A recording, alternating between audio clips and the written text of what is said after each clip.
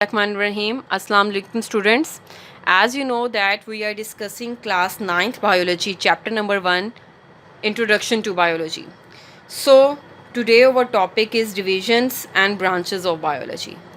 आज आपने बायोलॉजी की डिविजन्स और ब्रांचेस को स्टडी करना है. Basically biology is divided into the three major divisions. ये थ्री मेजर डिविजन्स में इसको डिवाइड करते हैं. First one zoology, second one botany, and the third one is microbiology. So first we will discuss the zoology. What is zoology? Basically zoology is the study of animals. Animals की study को आप क्या कहते हो? zoology कहते हो. Scientific study of animals is called zoology. अब ये जो एनिमल्स की स्टडी है इसमें आप एनिमल्स के लाइफ साइकिल को स्टडी करते हो. एनिमल्स के जितने भी उनके अंदर स्ट्रक्चर्स हैं, उनके फंक्शंस हैं related to the animals, that comes under the zoology.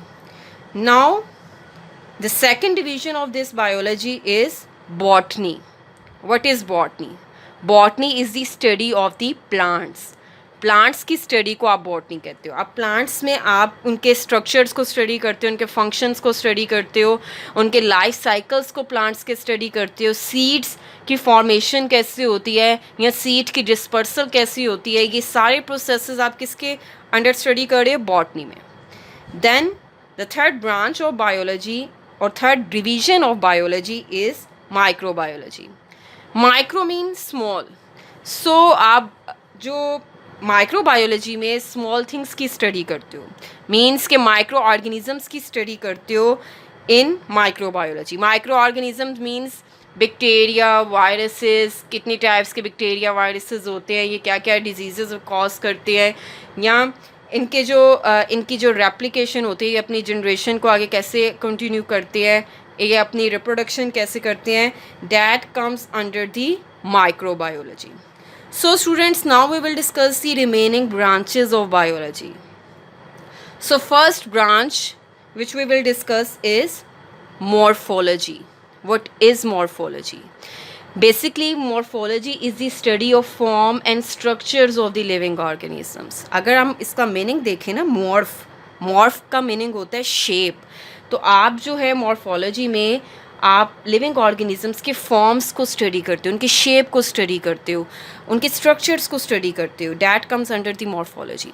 अगर हम इसकी डिविजन्स देखें मॉर्फोलॉजी की, it is divided into further two branches, external morphology, internal morphology. External morphology में आप आउटर स्ट्रक्चर्स को स्टडी करोगे लिविंग ऑर्गेनिजम्स के, और इंटरनल मॉर्फोलॉजी में आप इंटरनल स्ट्रक्चर्स को स्टडी करोगे. इंटरनल स्ट्रक्चर्स में आपके आ जाएंगे लंग्स, आ जाएंगे हार्ट, आ जाएंगे किडनीज, आ जाएंगी. ये आपकी किसके अंदर आएंगी? इंटरनल मॉर्फोलॉजी में. Now we will discuss the next branch of the biology which is anatomy. Basically anatomy, ये जो anatomy है ये Greek word anatom से derive किया है. Anatom means dissection. तो it means कि आप organisms को, living organisms को dissect करके उनका internal structure जो study करते हो, like heart का structure study करते हो, lungs का structure study करते हो, that comes under the study of anatomy. Anatomy and internal morphology are the same things. Now we will discuss our third branch of biology which is histology. Histology is the microscopic study of tissues. ठीक है. अब ये जो आपके tissues होते हैं, like आपके lungs के टिश्यूज़, हार्ट के टिश्यूज़, जो कि आपके सिमिलर सेल्स आपस में असेंबल होकर टिश्यूज़ बनाते हैं, उनकी स्टडी को आप हिस्टोलॉजी कहते हो. Now we will discuss the fourth branch of biology which is cell biology. So cell biology name indicate कर रहा है, it is the study of the structures and functions of cells and cell organelles. ठीक है. For example, आपकी body में जितने भी cells living organisms की बॉडी में प्रेजेंट है, उनके स्ट्रक्चर को स्टडी करना कि उनकी शेप कैसी होती है, कितने टाइप्स के आपके जो सेल्स हैं वो प्रेजेंट हैं, और देन उनके फंक्शंस को स्टडी करना कि कौन सा सेल कौन सा फंक्शन परफॉर्म कर रहा है लिविंग ऑर्गेनिजम्स की बॉडी में. और देन जो सेल्स के अंदर ऑर्गेनेलिस प्रेजेंट होते हैं लाइक माइटोकॉन्ड्रिया, क्लोरोप्लास्ट, देन उनके अंदर राइबोसोम्स प्रेजेंट होते हैं, उनका स्ट्रक्चर स्टडी करना, उनका फंक्शन स्टडी करना, that comes under the cell biology. Then cell biology में आप सेल डिविजन्स को भी स्टडी करते हो. सेल डिवीजन मीन्स कि आपके सेल जो हैं वो किस तरह डिवाइड करते हैं through mitosis process, through meiosis process. That comes under the cell biology.